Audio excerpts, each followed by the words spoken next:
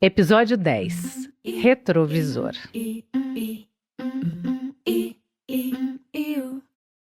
Oiê, tudo bem por aí? Chegamos ao 10º episódio dessa temporada. E antes de seguir nessa estrada, olhando as questões contemporâneas da adolescência, eu decidi voltar as lentes para o passado, o meu e o dos meus convidados. Inspirada numa pergunta do podcast Bopismo, do Luca Bop, hoje eu começo olhando pelo retrovisor e convido as pessoas a voltarem no tempo comigo para lembrarem como foram seus próprios anos de adolescência. Porque eu sempre acho que, no fundo, entender o que a gente foi é uma forma de compreender melhor o que a gente está se tornando, não é? E também de entender os nossos adolescentes. Então, vem comigo em mais um Sem Vergonha. A minha adolescência, para falar a verdade, inventar uma história. O papo de hoje começa no sofá de casa com meu marido, meu amor, Rodrigo. Então eu vou falar a verdade com um pouquinho de história. Tá. Na verdade eu comecei a trabalhar com 12 anos de idade. Então eu entrei na adolescência já meio que me sentindo um adulto, né? Com responsabilidade de trabalho, responsabilidade de escola e outras responsabilidades. E a parte ruim é que a gente, como eu me via como adulto, eu achava que eu podia sentar no boteco tomar cerveja, como um adulto, que eu podia fazer coisas que adultos faziam. Enfim, isso foi a parte da época que eu morava lá na minha cidade, Santa Catarina, em Orleans. Depois eu fui embora para São Paulo. Então eu vivi uma boa parte da minha adolescência, né? A adolescência vai o quê? Até 22, 23 anos. Então eu vivi uma boa parte da minha adolescência já em São Paulo, o final da adolescência em São Paulo e Rio de Janeiro, que eu fui para trabalhar com moda. E aí as responsabilidades só aumentaram, porque tinha que pagar conta, tinha que pagar aluguel, tinha que comer, tinha que viver. Então a minha adolescência foi uma adolescência um pouco misturada com um pouco de ter que ser adulto para cumprir com as obrigações que eu tinha. Como é que tu lembra de te sentir na tua adolescência? Eu lembro que eu só sonhava. Sonhava em achar uma saída para aquilo que eu estava vivendo. Que era uma vida boa, mas ao mesmo tempo eu queria provar e conquistar outros lugares, outras coisas. Trabalhava na ferraria do meu avô desde os 12 anos de idade até os 17. Até os 18, na verdade, que foi quando eu saí para São Paulo. E dos 12 até os 18, sempre sonhando em como eu conseguiria sair daquela cidade pequena para viver em outro lugar, para tentar alguma outra coisa fora daquele mundo que eu vivia. Primeiro eu tentei pelo esporte, fui jogador de vôlei de quadra, joguei num clube de uma cidade próxima da minha. Os treinos eram longe, então não conseguia chegar, não tinha como chegar, então eu meio que desisti e fiquei focado lá no trabalho, mas sempre eu lembro que eu tinha um lugarzinho onde eu sentava numa rua perto da minha casa e ficava olhando para um outdoor que tinha de moda, de modelos, fazendo campanhas de marcas, né, marcas conhecidas. E eu olhava para aquelas fotos e falava, será que eu consigo fazer isso? E foi por ali mesmo que eu saí, né, pela moda. Um caça-talentos me achou, me levou para São Paulo e minha vida começou ali. Assim como o Rodrigo, eu também comecei a trabalhar cedo. O contexto era outro, completamente diferente, mas eu saí de casa ainda guria. Não tinha faltas, nem financeiras, nem emocionais na minha casa, com a minha família. Tirando a separação dos meus pais, que foi bem dolorosa para mim, eu era só uma adolescente assim, um pouco perdida, numa cidade em que eu não me encaixava, porque não tinha os mesmos interesses das adolescências na época, que eram aquelas coisas de baile de debutante, baile catálogo, né, ser apresentada à sociedade. Nada disso me interessava. Eu tinha sede de vida, de trabalhar, de sair do óbvio do que seria a minha adolescência, a minha vida. Eu queria ver outras culturas, outras maneiras de pensar, olhar outras fronteiras, outras vidas diferentes da minha. Queria me conectar com outros assuntos. Eu me interessava pelo outro, pelo social. Então saí de casa com 14 anos com a desculpa de trabalhar como modelo, que foi a oportunidade que eu agarrei com todas as forças. Fiquei morando em São Paulo por alguns anos e logo fui morar fora. Eu lembro que eu me sentia muito sozinha, mas eu estava feliz. Eu sabia que era aquilo que eu queria. E até hoje não me arrependo da minha decisão e agradeço aos meus pais por terem confiado em mim. O ativista Raul Santiago, presidente da ONG Papo Reto, também começou o corre bem cedo. Conta aí, Raul. Eu tô no time das pessoas que começaram a trabalhar com 12, 13 anos. Vendi boné, vendi água, trabalhei na feira carregando compra, fazendo carreto, favela acima. Já fiz muita coisa, né? E cedo. uma idade que a gente deveria, que é o que eu quero para os meus filhos hoje, né? E que eu consegui, que bom, isso já é uma vitória, que eles estudassem, que eles tivessem, quando eles quisessem comer algo, que esse prato tivesse a comida ali, né, dignamente, enfim. E essa não foi a minha realidade na infância. Eu comecei a correr cedo, meu pai e minha mãe eram muito humildes e, dentro da medida do possível, faziam o seu melhor para poder garantir o básico ali para nossa existência, mas é isso, eu nasci num cenário de Complexo do Alemão, né, que eu tenho 36 anos, então a gente está falando, vamos dizer, de 30 anos atrás, de 20, 25 anos atrás, era um lugar que não tinha passado, inclusive, por umas tentativas de mudança como as que a gente vê hoje. Não tinha tido teleférico, que infelizmente hoje também já não funciona. Não tinha tido uma experiência de UPP, que hoje também já faliu, mas que traz outros olhares para o Complexo do Alemão. Ainda não tinha tido filmes sobre o alemão, novelas sobre o alemão. O alemão era um lugar que as pessoas falavam: não vá, não passe, não entre, não se conecte com quem vem dali, não dê emprego para quem vem dali, né? Eu lembro que quando eu comecei a procurar empregos formais, eu falava que eu morava em Olaria, em Bom Sucesso, não no Complexo do Alemão, porque eu já sabia que aquilo fecharia as portas para mim, né? E hoje, com 36 anos, fazendo o tipo de trabalho que eu faço, eu vejo como isso é violento, né? A gente ter que negar o lugar da nossa origem para conseguir avançar passos básicos, óbvios na sociedade. O que me dói é que, sim, há muita evolução, o mundo já não é mais o mesmo, porém, muito disso que eu vi na minha própria infância e adolescência se repete ainda hoje. É muito difícil mesmo, viu, Raul? Mas que bom que hoje esses meninos e meninas do alemão têm você como símbolo desse lugar tão potente. Trabalho fundamental o teu. A atriz Dira Paz saiu cedo da casa dos pais no Pará para trabalhar do outro lado do país. Olha só a história dela.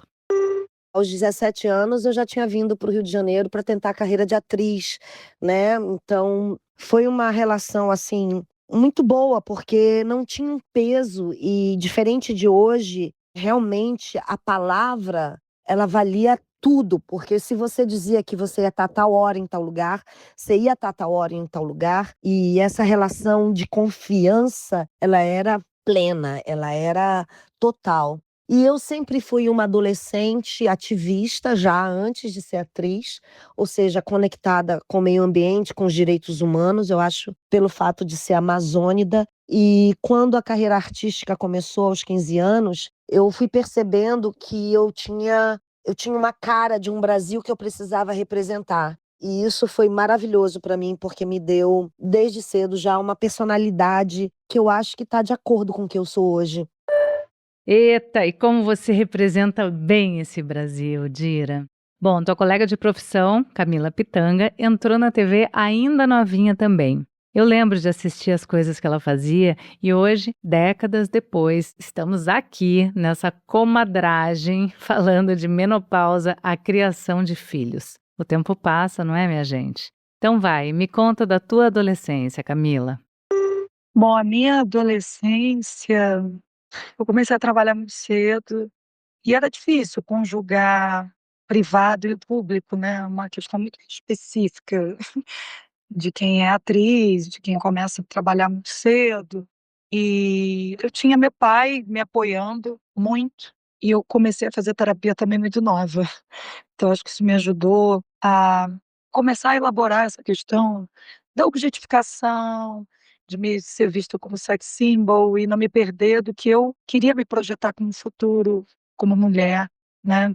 Mas foi um processo de amadurecimento que essa pressão e trabalho desse mundo público foi difícil, mas eu tive muito apoio, né. Acho que se não tivesse meu pai e a terapia, eu acho que eu poderia ter sofrido muito mais. E acho que também teve um lado bom de ser filha de artista, de ser de um cara que não tinha grana, que eu tinha que aproveitar a vida no simples, né. Essa coisa de ser carioca, de ir na praia, de ter as amizades de Jacarepaguá, as descobertas todas no presencial, né, o primeiro beijo, as primeiras saídas, as amizades. Acho que tinha uma saúde muito grande de eu realmente prezar por esse mundo privado e me enriquecer com essas experiências. e não ficar teleguiada por esse apelo de ser uma pessoa pública, né? O que não queria dizer que não tinha desafios também nesse campo, né? Mas eu fui muito feliz na minha adolescência. Às vezes eu conversando, eu fico, puxa, eu acho que é talvez uma exceção, assim, que eu gostei das escolas que eu estudava, eu fui uma adolescente feliz. Mas eu tenho certeza que se eu tivesse naquela época esse mundo digital tão presente, acho que eu teria sido mais infeliz e mais pressionada, né. Claro que a questão as revistas, as referências, mesmo a televisão, ela exercia alguma pressão por um tipo de controle de imagem, pressão estética, já exercia, mas eu tive que me virar muito. Eu vivi tantas coisas mais delicadas na minha tenra infância, a separação dos meus pais não foi simples, eu acho que eu vivi coisas tão delicadas por causa da minha mãe, né, que não segurava a onda de cuidar da gente, de não ter estrutura emocional, que quando eu fui para a adolescência, com o apoio que eu estava numa fase muito suave da vida, sabe. Acho que o pior eu já tinha passado de desamparo na minha tenra infância.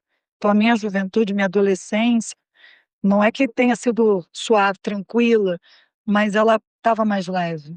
Então eu tenho uma memória muito de momento de estar me fortalecendo, sabe, de estar me sentindo mais forte, mais alegre. É verdade, as nossas relações familiares tocam em tantos pontos na gente, não é? Ainda mais nesse momento de construção da nossa individualidade. Tudo fica tão confuso, tão contaminado, tão simbiótico. Minha amiga Paola Carosella também teve uma adolescência bastante marcada pela saúde mental delicada dos pais. A minha adolescência foi muito difícil, muito solitária, bastante triste, muito cheia de coisas muito ruins. E eu celebro que a adolescência da minha filha, que eu possa oferecer para ela uma adolescência onde tem uma mãe um pouco mais saudável e que não passa para ela os dramas, as loucuras e as pressões que a minha mãe, sem querer, passou para mim.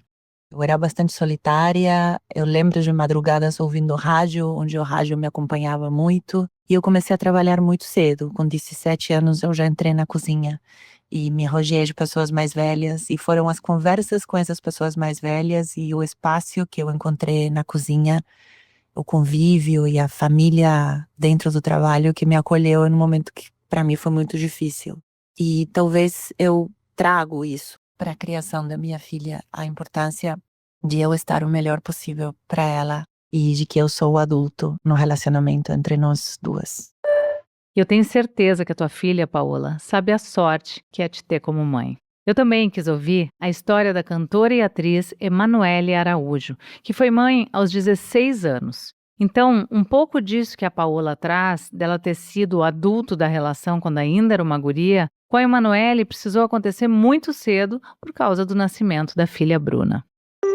Claro que foi muito desafiador, né, foi uma gravidez não planejada, mas, ao mesmo tempo, aconteceu comigo algo que foi surpreendente, porque de fato eu não esperava ter essa reação, eu fiquei muito decidida por essa maternidade. Eu descobri a minha gravidez já um pouquinho avançada, assim, já tinha mais de 3 meses, num ultrassom, e eu vi o coraçãozinho da Bubu, da Bruna, minha filha. E imediatamente me bateu um sentimento muito forte de maternidade, precocemente, né, aos 16. E eu e o pai dela, a gente decidiu enfrentar todos os desafios, né, de contar para os nossos pais, de enfrentar a sociedade, de assumir essa responsabilidade muito cedo. E eu sou muito grata a essa coragem que eu tive, porque de fato a maternidade foi a coisa mais importante da minha vida. A primeira pessoa que eu contei foi para a moça que trabalhava na minha casa, que já trabalhava há alguns anos, era uma amiga minha, ainda é. Sou madrinha da filha dela e a gente tinha muita cumplicidade. E ela falou, segura um pouquinho para contar para sua mãe que ela vai tomar muito susto.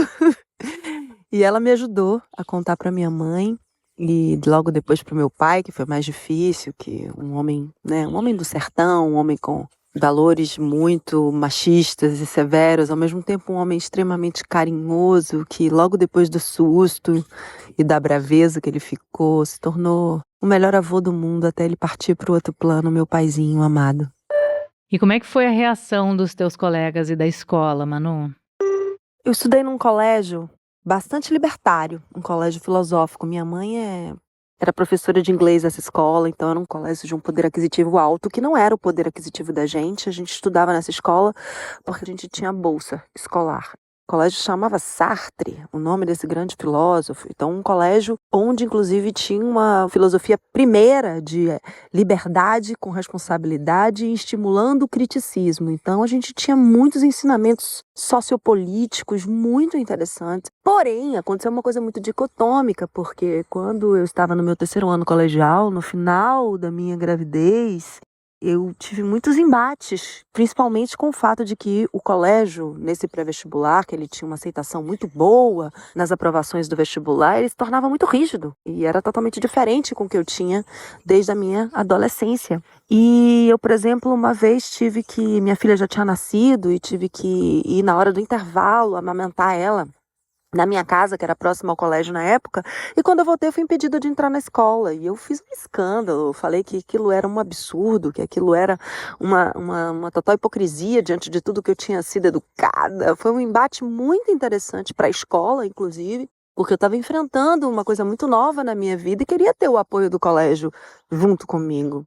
E fora isso, eu sempre fui uma aluna muito atuante, então todo mundo me via como uma pessoa de muito entendimento. Então talvez eu aparecer grávida fosse uma coisa muito estranha, tipo, como é a Emanuele grávida? Uma pessoa que tem tanto conhecimento e ao mesmo tempo que talvez as pessoas achassem que pela minha postura eu fosse facilmente fazer um aborto.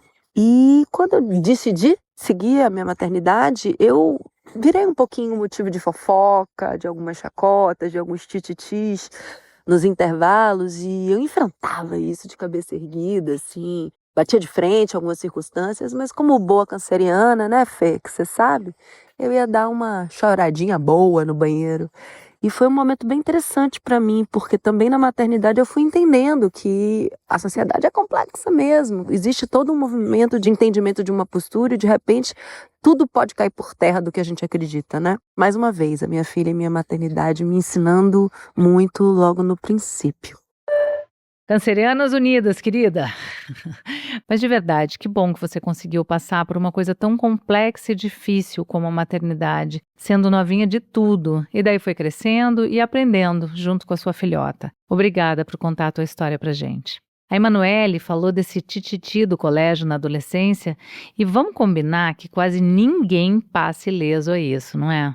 Por diferentes motivos, sempre tem alguma coisa que vai virar fofoca e muitas vezes escala para outras situações piores, como bullying e até assédio. A minha adolescência foi uma fase com um misto de sentimentos. Quem fala comigo agora é a atriz e influenciadora Camila De Lucas, que cresceu em Nova Iguaçu, no Rio de Janeiro. As minhas lembranças boas, elas estão relacionadas à minha família, que sempre foi uma família muito próxima, ali, muito presente. O meu relacionamento com os meus amigos na rua, né? Eu lembro que eu ficava até tarde na calçada, conversando, jogando queimado, pique-bandeirinha. Mas eu também tenho uma memória muito difícil, que foi uma memória da época da escola, onde eu tive que lidar com alguns dilemas. E essa foi uma época que eu sofri em silêncio. Então, eu sofri bullying na escola, quando a gente ainda nem tinha esse termo, né, para definir todas as questões psicológicas que os adolescentes sofrem num ambiente opressor. Então, foi uma fase bem difícil da minha vida. Hoje eu acredito que a personalidade que eu tenho vem muito dessa época, porque hoje eu não tolero coisas que eu cheguei a tolerar quando eu era mais nova. Eu, claro, não gostaria de ter sofrido muitas coisas que eu sofri, mas eu aprendi muito. Eu acho que hoje eu sou uma pessoa bem mais reativa, assim, não me calo, não penso muito, eu falo, me expresso e me sinto muito livre e confiante, porque foi uma época que eu fui bem mais reclusa. Então eu tinha duas personalidades. Eu tinha uma personalidade em casa, muito feliz, viva, solta, que curtiu ali os amigos do bairro, e uma outra Camila totalmente diferente quando chegava no ambiente escolar. As pessoas me zoavam pela minha aparência, pelo meu cabelo. Eu era uma aluna que sempre gostei de tirar dúvidas na escola, então as pessoas não aceitavam que eu queria perguntar à professora, porque Eles não estavam nem aí pra aula, e eu era aquela pessoa que ficava ali, ai, professora, mas eu não entendi, pode explicar? E isso era motivo das pessoas me atacarem. Eu sofri muito por conta de comentários de pessoas que tentavam me diminuir, tentavam me inferiorizar por conta da minha aparência, da minha cor, mas eu nunca me deixei levar pelos comentários. Eu sempre soube quem eu era, e pra mim isso era o mais importante. Em nenhum momento eu duvidei de mim, e eu só me mantive forte por ter essa certeza. Sofria, sim. Ficava triste, sim, pelas coisas que eu ouvia, mas eu nunca acreditei no que as pessoas falavam pra mim. Camila, que bom que acima de tudo você acreditou em você. É difícil, enquanto você ainda é uma guria, não se deixar levar pelos comentários. Você sabe que eu te acompanhei no BBB 21 e sempre adorei a tua postura. Que bom que você conservou essa atitude diante da vida. Um beijo, querida. Agora, a gente ouve a escritora Cris Paz, de uma geração diferente da Camila, mas que também sofreu bullying nos tempos de escola. Eu era uma boa aluna, eu sofri muito bullying na escola, eu era uma menina muito magrinha, muito magrelinha, eu não me sentia bonita e eu acho que eu sofria meio perseguição das colegas grandes, assim, algumas colegas implicavam comigo, eu não sabia jogar bola. Na aula de educação física eu era péssima de qualquer jogo, né, qualquer esporte coletivo. Eu dei um jeito de arrumar um atestado para não fazer educação física o ano todo, de tão traumático que era para mim.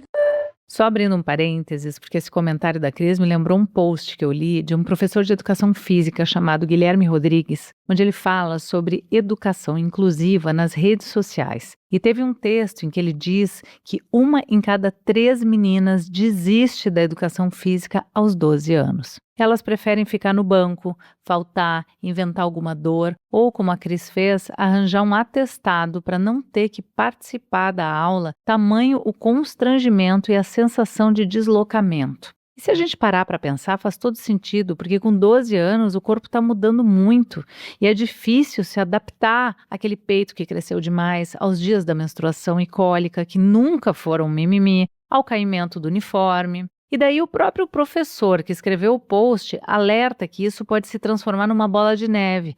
As meninas se distanciam do esporte e podem começar a criar ali a percepção de que o próprio corpo é um inimigo. As escolas têm um papel importante para mudar esse cenário, desde os professores até a instituição, acolhendo, ouvindo essas garotas, pensando em uniformes mais inclusivos e banheiros com kits de higiene ou distribuição de absorventes, por exemplo. Mas nós, pais e mães, também temos que nos ligar nisso. Enfim, voltando, Cris. E aí eu fico pensando assim, isso em tempos de redes sociais teria sido muito traumático para mim. Eu era uma criança complexada, eu não me sentia bonita e eu fui descobrindo os meus próprios caminhos, né? Eu comecei a escrever diário, eu comecei a gostar de me vestir de um jeito meu. Com 19 anos, eu cortei meu cabelo curtinho, nunca mais eu deixei crescer, então eu tenho 35 anos de cabelo curto e isso foi muito importante para que eu desenvolvesse a minha própria identidade, o meu jeito de ser, e eu acho que eu fiz as pazes comigo, comecei a gostar de mim.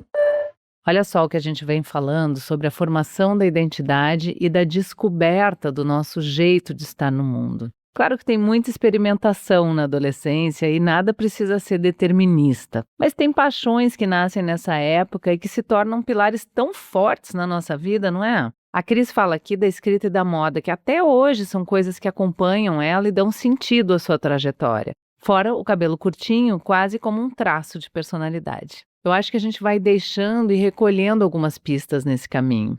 Foi também no final da minha adolescência que eu descobri algo que me salvou, a respiração através da yoga. Eu lembro até hoje da minha primeira prática e o que eu senti quando eu saí daquela sala quente, abafada, eu inteira pingando, meu corpo pulsando, meu coração acelerado e a minha cabeça sem espaço para pensamentos ansiosos e completamente em paz. Eu sabia que a partir daquele dia a prática entraria definitivamente na minha vida. E olha que já se vão quase 30 anos com ela.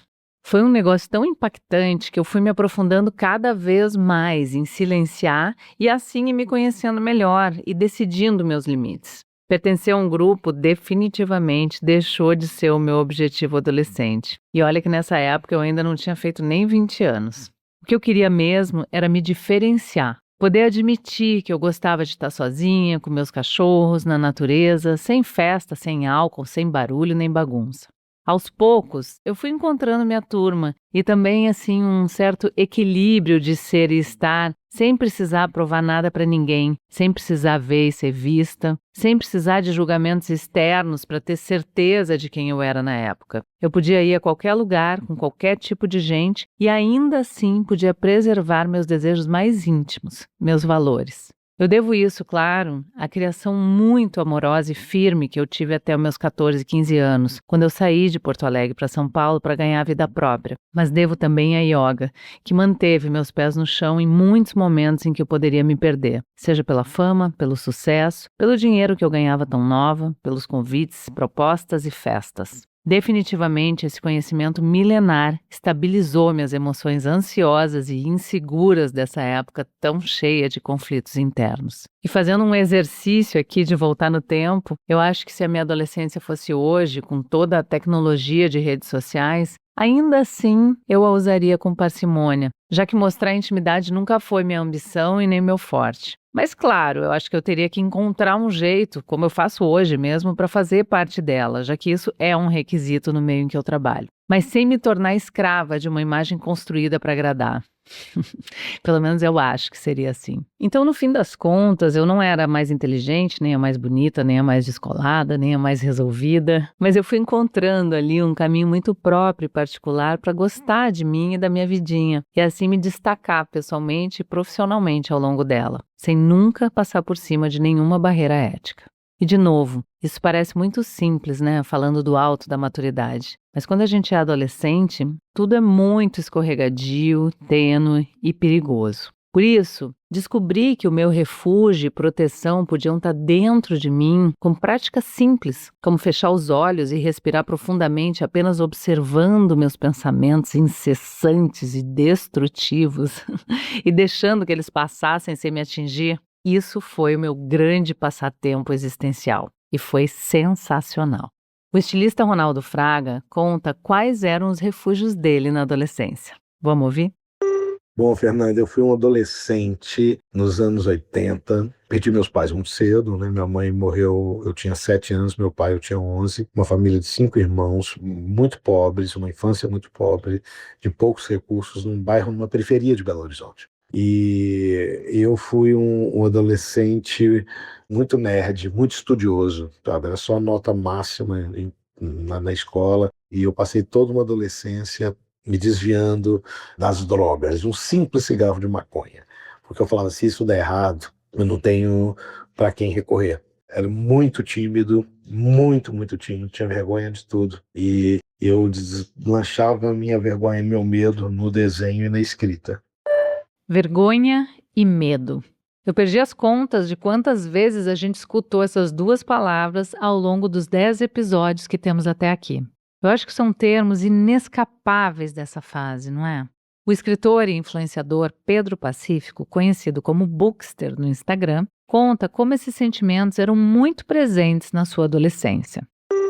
A adolescência é uma fase muito difícil. A gente ainda é muito imaturo para lidar com emoções, com sensações e, sobretudo, com a opinião dos outros, eu acho. E já naquele momento eu tinha a percepção, se não quase uma certeza, de que eu era um jovem gay, um homem gay. E isso era muito difícil para aceitar. Como é que eu iria aceitar que eu era diferente de todo mundo? E quando eu digo de todo mundo, a sensação que eu tinha era de realmente ser diferente de todo mundo. Porque eu não via histórias iguais à minha. Eu não tinha outras referências de representatividade.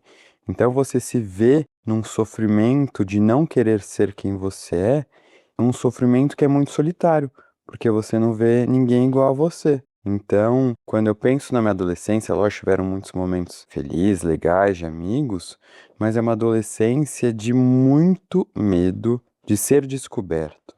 E mais do que isso, uma ansiedade de a todo momento ter que tentar controlar o que os outros pensavam de mim. Porque não bastava eu estar de uma forma bem comigo mesmo em relação a quem eu era, que é algo que demorei muito para conseguir, só fui mais para frente. mas era muito medo de qualquer comportamento meu, qualquer fala minha, qualquer demonstração de interesse em alguma coisa diferente pudesse despertar a suspeita ou a zoação, o bullying, que nem se falava tanto, de que eu podia ser um gay. E isso pra mim era o meu maior medo, porque quando você cresce aprendendo que ser o diferente é algo muito ruim, a última coisa que você quer é ser diferente. Então, foi uma adolescência feliz, mas marcada por muita ansiedade, por muita tentativa de controle de tudo que estava à minha volta e de desejar que eu não fosse diferente como eu nasci. De que um dia, quem sabe, iriam criar uma possibilidade de uma cura, que eu acho horrível dizer isso, mas era o que eu pensava, para ser igual aos outros, para me encaixar naquele padrão que a sociedade esperava de mim. Nossa, Pedro, que dureza, hein? Devia ser uma solidão muito grande, muito intensa para um garoto tão novo. Eu achava que eu estava sozinho, mas na verdade eu não estava. Depois de ter publicado meu livro, né, 30 segundos sem pensar no medo, em que eu compartilho muito sobre essa minha experiência de ser uma criança e um adolescente que não se aceitava, que só se foi se aceitar aos 27 anos, eu recebo centenas, milhares de mensagens de pessoas dizendo que parecem que eu estava escrevendo sobre a vida deles. Parece que eu entrei na cabeça deles. E isso também ficou muito claro para mim quando eu me assumi gay e fiz amigos gays, porque até então não tinha, de como as minhas vivências eram semelhantes a desses amigos. Apesar das circunstâncias serem diferentes, mas a essência, né, desses conflitos internos eram muito semelhantes. Então, talvez se eu pudesse ver pessoas falando sobre isso, né, ver que o ser gay não era só aquele estereótipo que eu via na televisão, o Zorra Total da vida, ou nas piadas das pessoas, mas se vê que o gay pode ser qualquer um, pode ser o advogado, pode ser o médico, pode ser o comunicador, o apresentador de TV, isso com certeza ia ter me ajudado muito. Eu acredito que eu ia ter ganhado anos aí com a aceitação, ia ter antecipado. Mas eu não tento pensar nisso como algo, se tivesse pra mim. Eu acho que eu tive o tempo que eu precisei ter. Porque é muito ruim a gente ficar pensando, né? Se eu tivesse vivido por mais tempo me aceitando, ia ter sido muito melhor. Eu penso daqui pra frente, e eu penso nas novas gerações, né? Que podem se beneficiar dessa internet, que podem se beneficiar não só da internet, redes sociais, mas de produções mesmo que são feitas. Heartstopper, né? O Me Chame Pelo Seu Nome, e outros filmes, livros também, vários, que mostram que existe a vida de um adolescente gay, existe a vida de uma adolescente lésbica, né? Existe um primeiro amor que pra mim foi só aos 28 anos, que pode ser aos 15 igual meus amigos tiveram, né? Mas eu não tinha essa referência mesmo. Era uma falta de referência absurda. Isso no final da década, começo dos anos 2000, né? Nasci em 92. Então nem é um tempo tão grande, mas já faz muita diferença. Faz toda a diferença. Encontrar referências pode mudar tudo. E hoje você é uma ótima referência para tanta gente. Parabéns, querido. Por isso, quando dizemos que é fundamental conviver com a diversidade, que é urgente vermos negros, mulheres, pessoas com deficiência, pessoas LGBTQIA+, em posições de poder, nas novelas, nos filmes, na ciência, nas universidades, nas empresas, na política, não falamos apenas de representatividade. Falamos de imaginar novos mundos possíveis, de que meu corpo pertence a todos os lugares, de que a minha história é digna de ser contada, de que eu não estou sozinha nesse mundo. A jornalista e atriz Tia Má reforça sobre o poder dessa representatividade e como a falta dela foi cruel durante a sua adolescência. Minha adolescência foi punk, foi triste. Porque foi uma época que eu tinha poucos referenciais, né, de beleza. Eu passei muito tempo tentando ser algo que eu não seria, que eu jamais seria. Mas, ao mesmo tempo, foi um momento de construção da minha identidade. Porque quando eu tenho 17 anos, eu raspo minha cabeça. É a primeira vez que eu raspo minha cabeça. E deixo meu cabelo natural crescer. E vou aprendendo a gostar um pouco de mim. Porque eu assisto um espetáculo chamado Cabaré da Raça, do Bando de Teatro Olodum. Que foi da onde saiu Lázaro Ramos, sabe, Valdinéia Soriana, Divana Carvalho. E aí, depois que eu assisti esse espetáculo, eu começo a gostar mais de mim e a me olhar com mais afeto. Mas eu tive uma adolescência traumática, né? Como a maioria das mulheres pretas da minha geração, onde a gente demorou para se olhar com mais afeto, mas ainda bem que eu fiz as pazes comigo e tive uma juventude legal. Olha, Tia Má, eu te olho com muito afeto e com muita admiração. E que bom que você fez as pazes com você mesma e teve uma juventude legal. Eu fui criado como um morador de subúrbio do Rio e estudando num colégio de elite, né, no Colégio São Bento. Então eu vivia muitos conflitos com essa relação, uma certa baixa autoestima de ser um cara preto, pobre, suburbano, em contato com amigos que eram, do meu ponto de vista, ricos, que moravam na Zona Sul, a minha visão privilegiados, maioria brancos, enfim. Tinha uma série de conflitos aí que eu realmente não imagino como seria hoje. Talvez as redes sociais pudessem até me ajudar, né? Porque eu poderia encontrar a minha turma nas redes sociais. Esse último relato é do comediante Hélio de la Penha, e ele olha pelo lado positivo das redes sociais, que é esse de expandir horizontes, de conectar pessoas que nunca teriam a chance de se encontrar e de achar uma turma para chamar de sua. Agora a gente vai ouvir a Juvi, influenciadora digital que eu amo acompanhar, que é de uma geração diferente da minha, mas que ainda viveu uma adolescência analógica. E ela também fala sobre como é importante ter acesso a outras possibilidades de existências para que as pessoas possam se reconhecer e se afirmar.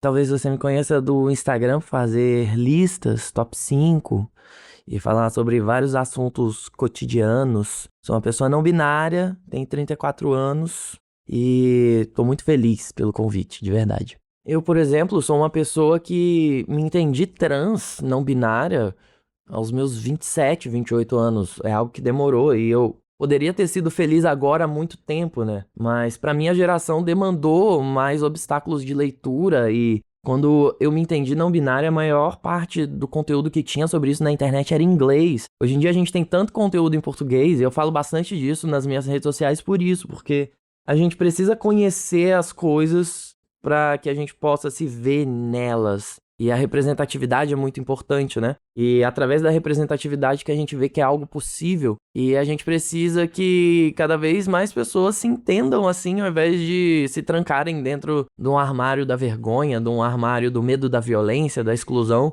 Sem dúvida, querida. E você reflete sobre como seria a sua vida na adolescência tendo acesso às redes sociais? Pensa em qual seria o lado bom e o lado ruim dessa vida com filtros e inteligências artificiais? Eu costumo fazer esse exercício de imaginação, de pensar como que seria uma vida hoje sendo adolescente com redes sociais, né? Porque eu acho que isso muda muito as dinâmicas de interação social, que hoje em dia você consegue fazer a música através de um prompt. Eu fico pensando o quanto que eu perderia do aspecto de imaginação e desenvolvimento de leitura, de desenho, da parte musical. Não tinha outra alternativa a não ser fazer sua própria música e desenhar suas próprias coisas e escrever suas próprias coisas. Da mesma forma que a gente pegou as câmeras sem filtros, né? Tanto do início dos celulares quanto as câmeras analógicas, as câmeras digitais, cybershots. E hoje em dia você pega um celular, uma pessoa que pega um celular hoje, pra pessoa o celular é a câmera e o filtro faz parte da câmera, né? Quando pra nossa geração é algo totalmente distinto, né? Tipo, a gente vê o valor na foto sem o filtro, porque é o registro da realidade, né? Então eu penso que daria um boom mental, assim, muito severo na minha cabeça, assim, tipo, muito severo. Mas ao mesmo tempo, a minha vivência enquanto uma pessoa não binária é a vivência de uma pessoa que se viu maquiada pela primeira vez através de um filtro de Instagram. E a partir disso começou a querer se maquiar de maneira real, né? Então não dá pra pensar só que é um movimento pessimista de achar que filtros e IA e tudo só vai mudar as coisas e no passado a gente era feliz e no presente os jovens estão condenados, porque eu acho que existe um desenvolvimento de senso crítico e entendimento de tecnologia muito diferente do que a gente tinha, né? Então eu acho que o caminho nem sempre é ver um caminho fatalista e de ignorar a possibilidade de raciocínio dos adolescentes atuais, assim, porque a gente caiu em coisas até piores, assim, na época, com certeza. Então eu acho que a tecnologia muda, os tempos mudam, os adolescentes mudam. A questão é a gente conseguir ler o espírito do nosso tempo, assim. Concordo, Juvi, e eu juro que eu tô tentando. A adolescência com internet deve ser um caos maior do que já foi o nosso. Ouço agora a querida jornalista Renata Simões.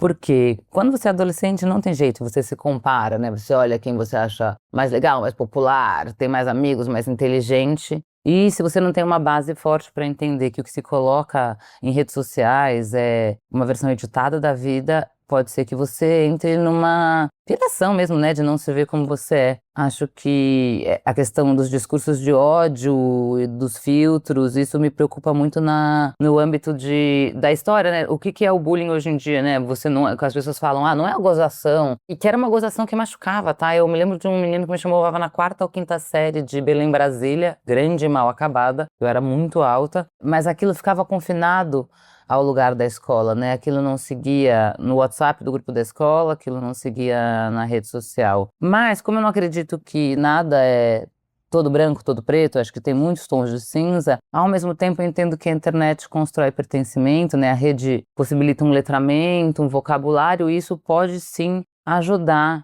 a se navegar a adolescência de uma maneira menos árdua, menos dura, né? Da dor e a delícia, vamos falar assim, parafraseando o nosso grande e genial baiano. Viva Caetano, que ajuda a gente nessa leitura do mundo sempre. Eu gosto disso que a Rê fala, dessa zona cinza. Porque é isso aí, tem coisas boas, muito boas, e tem coisas ruins, extremamente ruins. A gente precisa estar perto dos nossos adolescentes e sempre estimulando o pensamento crítico, os questionamentos. O que você acha disso? Que resposta você daria a isso? Será que isso é legal mesmo, filho? Você não acha que essa fala desse youtuber aí pode ofender alguém? Qual o objetivo desse jogo? Faz algum sentido? E isso para tudo, não só na educação digital. Como me conta a atriz Samara Filippo, que usa suas vivências na adolescência como exemplo do que as filhas precisam ficar atentas. Eu acho que uma das coisas mais importantes de conexão com minhas filhas é o fato de eu contar as minhas histórias, as minhas vivências para elas. Eu passei por isso, eu perdi a virgindade com tantos anos, foi assim, assim, assado, foi bom, foi ruim, aqui esse menino fez isso comigo, foi violência, o que não é violência, o que é. Então tudo isso são papos que entram muito aqui dentro de casa. Nessa época da minha adolescência a gente ainda não tinha noção, né? Não nomeava coisas como misoginia, machismo, o racismo, violência, né, contra a mulher, tudo isso que acontece, abusos. Eu tive muitos relacionamentos abusivos, até a gente conseguir olhar para trás hoje e falar, nossa, era abusivo. E isso eu já quero, desde já, essa é uma das conexões principais que eu tenho com elas, de estar atenta às red flags, aos sinais, ao amor próprio, ao saber dizer não, a ter o consentimento sobre o que você quer para você. O conselho que eu dou é, pegou no seu braço, já é uma violência. Mandou você não ter amiga, já é uma violência. Respeite a sua intuição, o seu instinto, respeite os seus desejos e preze sempre pela sua liberdade. São inúmeros aprendizados que eu nem falar sobre sexo, coisa que minha mãe não conversava comigo. Eu aprendi sobre sexo na adolescência com as minhas amigas. E aqui a gente começa a falar junta, abertamente, de tudo que ela precisa saber. Eu falo, não pega a rede social e tira dúvidas. Me faz de seu Google, sabe? Eu tô aqui pra isso. Ótimo, Samara. Eu adorei isso. Me faz de seu Google. Eu tô aqui para isso. Muito bom. A Mia Mello também olha muito no retrovisor da sua adolescência e na criação que teve dos pais para lidar com a filha adolescendo. Eu acho que eu fui uma adolescente comum, como outra qualquer, cheia de medo, de insegurança, meio ordinária no lugar não pejorativo, mas de comum. E que quando eu me torno uma mulher, eu tenho muito orgulho de ter me tornado essa mulher. Então parece que quase como se eu renegasse a minha adolescência, do tipo, agora é legal, agora eu sou bem sucedida, tô enraizada, porque eu sempre fui muito doidinha, muito E aí parece que eu tenho um pouco de medo de olhar pra esse lugar, né? E também, óbvio, muita terapia, né? Ai, Fernanda, terapia é vida, né? Mas muita terapia e inclusive pra falar, cara, é importante olhar para esse lugar, para você ter empatia verdadeira com o momento da Nina. Então, eu lembro dessa adolescência muito livre, meus pais sempre me deram muita liberdade com responsabilidade, eu achava isso genial, porque era quase como assim, nossa, eles me dão tanta liberdade, como não posso falhar, né? Porque eu só tenho a perder. Então, eu também tentei transmitir um pouco isso pra Nina, não sei se eu consegui fazer igual. Olha, mesmo se não conseguir, Mia, você está tentando, está pensando sobre isso e está fazendo o teu melhor. Como a gente já falou em outros episódios, é importante a gente se vulnerabilizar com eles, baixar a guarda e contar das nossas experiências também. Eu acho que funciona muito quando eu trago histórias do meu passado para os meninos. E o Rodrigo também. A gente sempre conta e eles se identificam, se interessam, acabam perguntando mais. Essa é uma dinâmica que também funciona com a Vanessa Rosan.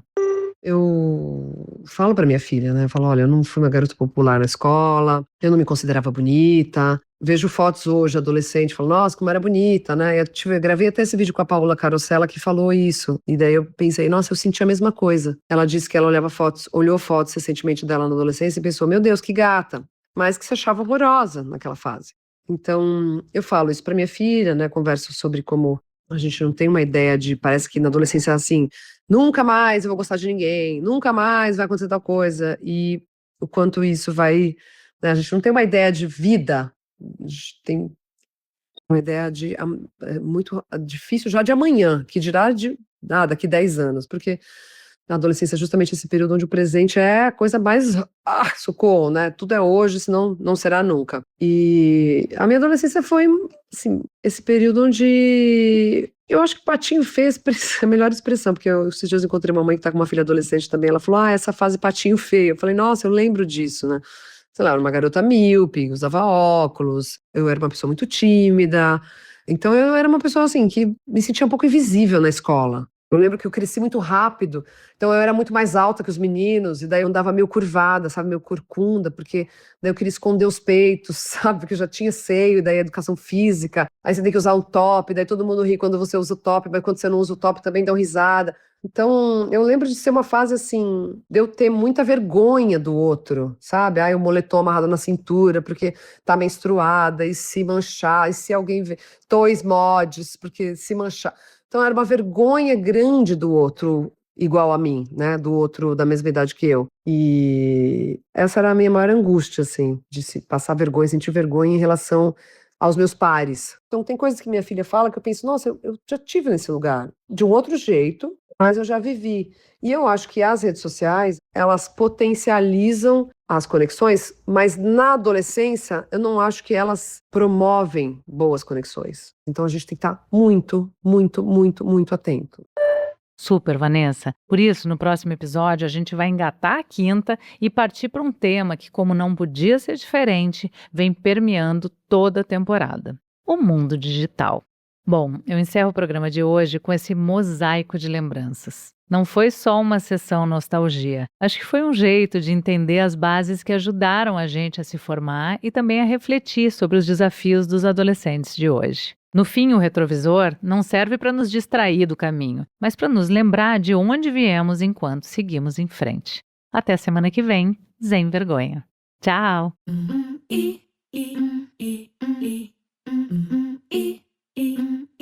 O Sem Vergonha é um podcast dividido em temporadas, e em cada uma delas a gente vai tratar de um tema contemporâneo diferente. O assunto da vez é adolescência, e você vem comigo pelos próximos episódios Sem Vergonha.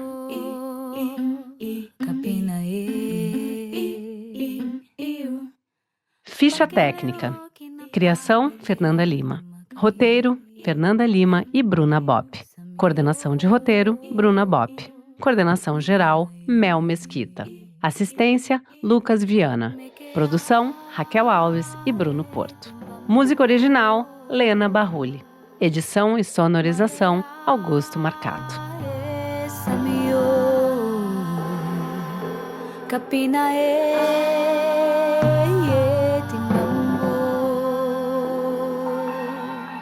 Malear